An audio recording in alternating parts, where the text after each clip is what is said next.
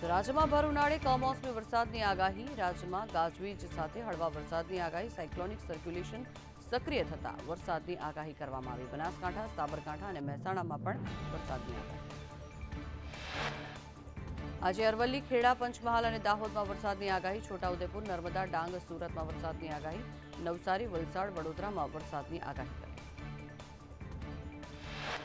રાજ્યમાં ભર ઉનાળે કમોસમી વરસાદની આગાહી કરવામાં આવી. રાજ્યમાં ગાજવીજ સાથે હળવા વરસાદની આગાહી. સાયક્લોનિક સર્ક્યુલેશન સક્રિય થતા વરસાદની આગાહી કરાઈ. બનાસકાંઠા, સાબરકાંઠા અને મહેસાણામાં વરસાદની આગાહી. અમરેલીમાં 40.3 ડિગ્રી, રાજકોટમાં 40.8, સુરેન્દ્રનગરમાં 40.2, કેશોદમાં 40 ડિગ્રી તાપમાન નોંધાયું. અમદાવાદમાં 39.7 ડિગ્રી તાપમાન.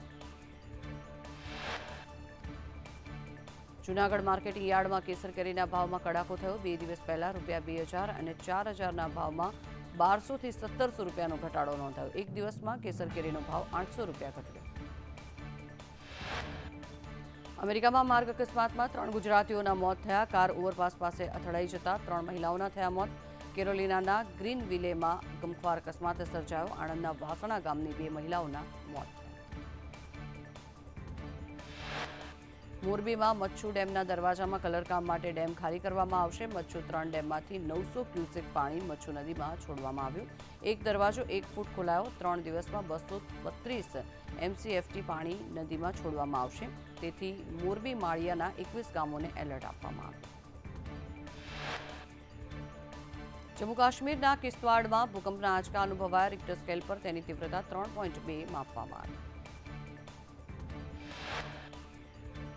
કેન્દ્રીય ગૃહમંત્રી અમિત શાહ આજે ગુજરાતમાં સભા ગજવશે. 4 લોકસભામાં કરશે મેરેથોન પ્રચાર. પોરબંદર, ભરૂચ, પંચમહાલ, વડોદરા લોકસભામાં પ્રચાર કરશે. શનિવારે અમિત શાહ ગોધરાના પંચામૃત ડેરી નજીક ગ્રાઉન્ડમાં જનસભાને સંબોધન કરશે. વિજય સંકલ્પ સભાને લઈને ભાજપે તમામ તૈયારીઓને આખરી ઓપ આપ્યો છે. જાહેર સભામાં 30,000થી પણ વધુ ભાજપના કાર્યકરો અને સમર્થકો હાજર રહેશે. ગોધરામાં અમિત શાહની હાજરીમાં કોંગ્રેસના નેતાઓ ભાજપમાં જોડાશે. શહેરા વિધાનસભા કોંગ્રેસના પૂર્વ ઉમેદવાર સહિત 72 અગ્રણીઓ અને મોટી સંખ્યામાં કોંગી કાર્યકરો કેસરીઓ ધારણ કરશે. પંચમહાલમાં કોંગ્રેસના દુષ્યંતસિંહ ચૌહાણ ભાજપમાં જોડાશે. તેમના સમર્થકો સાથે ભાજપમાં જોડાશે. દુષ્યંતસિંહે 2 દિવસ પહેલા જ કોંગ્રેસમાંથી રાજીનામું આપ્યું છે. ગોધરા ખાતે અમિત શાહની હાજરીમાં જોડાશે ભાજપમાં. કોંગ્રેસના દિગ્ગજ રાહુલ ગાંધી અને પ્રિયંકા ગાંધી ગુજરાતમાં પ્રચાર કરશે. આજે પ્રિયંકા ગાંધી વલસાડમાં સભાને સંબોધન કરશે. 29 એપ્રિલે રાહુલ ગાંધી પાટણમાં સભા સંબોધશે. 28 એપ્રિલે અભિષેક મનુ સિંઘવી ગુજરાત આવશે. ભૂપેશ બઘેલ અને અશોક ગેહલોત પણ સભાઓ યોજશે. કેજરીવાલના પત્ની પ્રચારમાં ઝંપલાવશે. સુનીતા કેજરીવાલ ગુજરાતમાં કરશે ચૂંટણી પ્રચાર. ગુજરાત સહિત પંજાબ અને હરિયાણામાં પણ પ્રચાર કરશે. પૂર્વ દિલ્હીમાં સુનીતા કેજરીવાલનો રોડ શો. દિલ્હી બાદ ગુજરાતમાં પણ પ્રચારાર્થે આવશે સુનીતા કેજરીવાલ.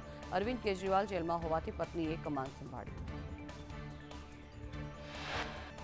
અલ્પેશ કથિરિયા અને ધાર્મિક માલવિયા ભાજપમાં જોડાતા ગુજરાતનો રાજકીય માહોલ ગરમાયો છે. કથિરિયા અને માલવિયા માનગઢ ચોકના કાર્યક્રમમાં ભાજપનો ખેસ ધારણ કરશે.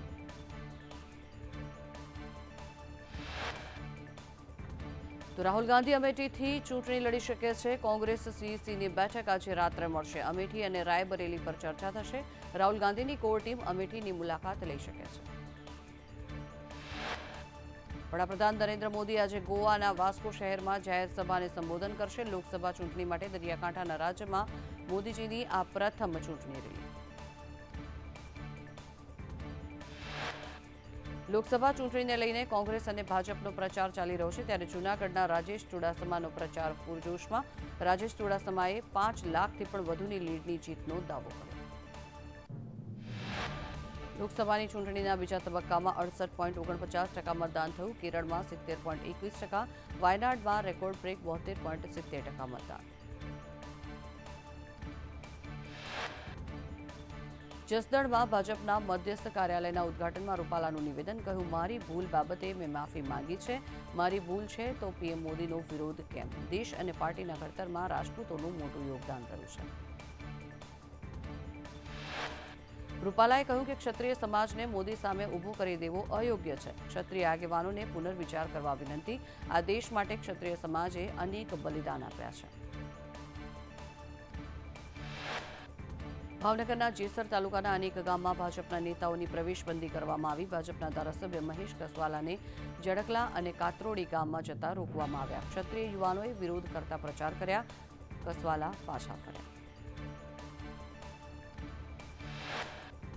ભાવનગર શહેરમાં ક્ષત્રિયોનો ભાજપ સામે વિરોધ યથાવત. ભાજપના ઉમેદવાર નીમુબેન બાંભણિયાનો ક્ષત્રિયોએ વિરોધ કર્યો. કાર્યાલયના ઉદ્ઘાટન પ્રસંગે કાળા વાવટા ફરકાવીને રૂપાલા વિરુદ્ધ સૂત્રોચ્ચાર કરવામાં આવ્યો.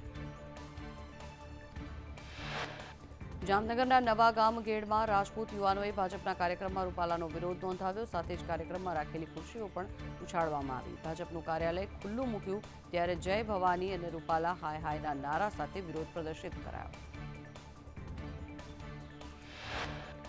રૂપાલાનો વિરોધ હવે દક્ષિણ ગુજરાત પણ પહોંચ્યો. વહીવટી મંજૂરી મેળવીને 28મી એપ્રિલે બારડોલીમાં ક્ષત્રિય મહાસંમેલનનું આયોજન કરવામાં આવ્યું. દક્ષિણ ગુજરાત ક્ષત્રિય અસ્મિતા સંમેલનમાં ભરૂચથી લઈને વાપી સુધી ફરશે. સાબરકાંઠા જિલ્લામાં ભાજપના વિરોધમાં ક્ષત્રિય સમાજ ગામડાઓ સુધી પહોંચશે. ક્ષત્રિય સમાજના આગેવાનોએ ભાજપ વિરુદ્ધ મતદાન કરવા માટે પણ સર્વાનુમતે નિર્ણય કર્યો. સાબરકાંઠામાં ભાજપે ઉમેદવાર બદલતા પહેલેથી જ રાજકીય ગરમાવો છે. તો ભાવનગરમાં રૂપાલાના વિરોધમાં ક્ષત્રાણીઓ ઉપવાસ પર ઉતર્યા. બિલેટરી સોસાયટીમાં ક્ષત્રિય અસ્મિતા આંદોલનના ભાગરૂપે ઉપવાસ અને યજ્ઞ કરીને વિરોધ નોંધાવ્યો. ચૂંટણીમાં ભાજપ વિરોધી મતદાન કરવાની પ્રતિજ્ઞા લીધી. પાટણમાં કોંગ્રેસ એમએલએ દિનેશજી ઠાકોરે ચાણસ્માના વસાઈ ગામની સભામાં રૂપાલા પર પ્રહાર કરતા કહ્યું કે રૂપાલા તો રૂનો પ્યાલો છે. પ્યાલા ઉપર પાણી નાખી પૂરો કરવાનો છે.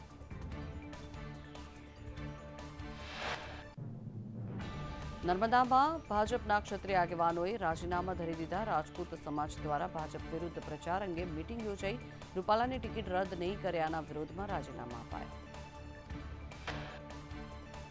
બનાસકાંઠાના વડગામમાં ભાજપ કાર્યાલયના ઉદ્ઘાટન કાર્યક્રમનો ક્ષત્રિયોએ વિરોધ કર્યો. ક્ષત્રિય યુવાનોએ ભરતસિંહની મીટિંગ ન થવા દીધી. પોલીસે 10થી વધુ ક્ષત્રિય યુવાનોની અટકાયત કરી.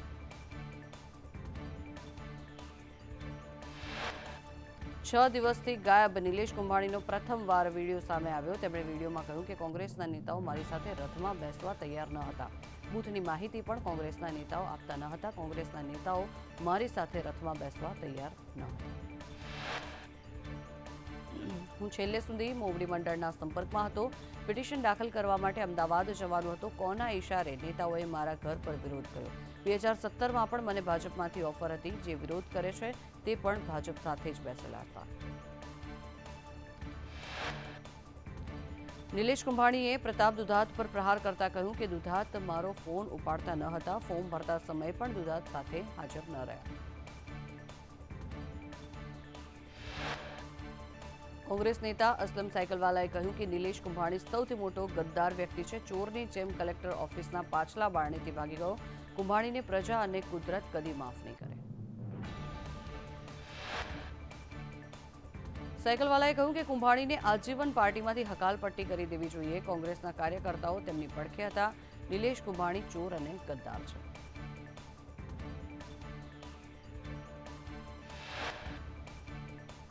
સુરતના કોંગ્રેસ નેતા દર્શન નાયકે કહ્યું કે નિલેશ કુંભાણીએ પ્રજા સાથે દ્રોહ કર્યો છે. કોંગ્રેસ સાથે ગદ્દારી કરી છે. 5 દિવસ પછી તેમનો આત્મા જાગ્યો છે. કોંગ્રેસે તમારી કદર કરી હતી. નાયકે કહ્યું કે તમને કોર્પોરેશન અને વિધાનસભામાં ટિકિટ આપી હતી. લોકસભામાં પણ તમને ઉમેદવાર બનાવ્યા. તમે કોંગ્રેસના કેટલા આગેવાનો સાથે મિટિંગ કરી. મેં તમને દરેક સભામાં સહકાર આપવા પ્રયત્નો કર્યા છે.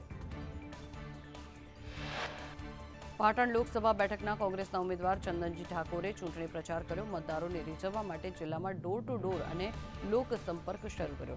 ચંદનજીએ પ્રચાર દરમિયાન કહ્યું કે ચૂંટણી લોકશાહી બચાવવા અને બંધારણ બચાવવાનું પર્વ છે.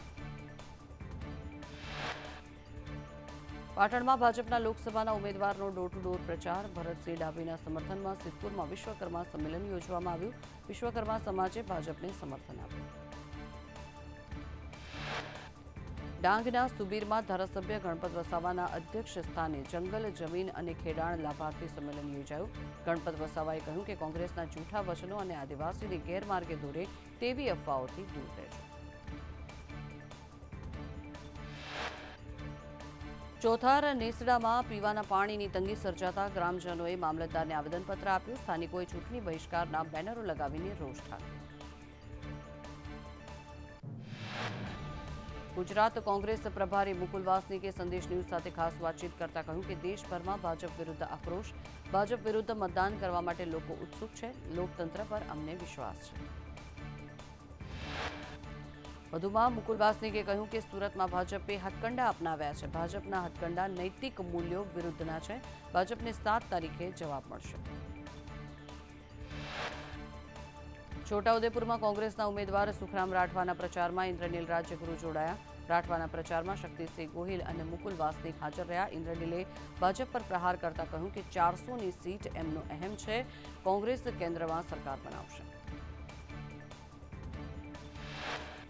નવસારી લોકસભાના ઇન્ડિયા ગઠબંધનના ઉમેદવાર નૈશદ દેસાઈએ દાન માંગ્યું. દેસાઈએ કહ્યું કે કોંગ્રેસના બેંક ખાતાઓ સીલ થઈ ગયા છે, જેથી પક્ષ આર્થિક કટોકટીનો સામનો કરી રહ્યું છે.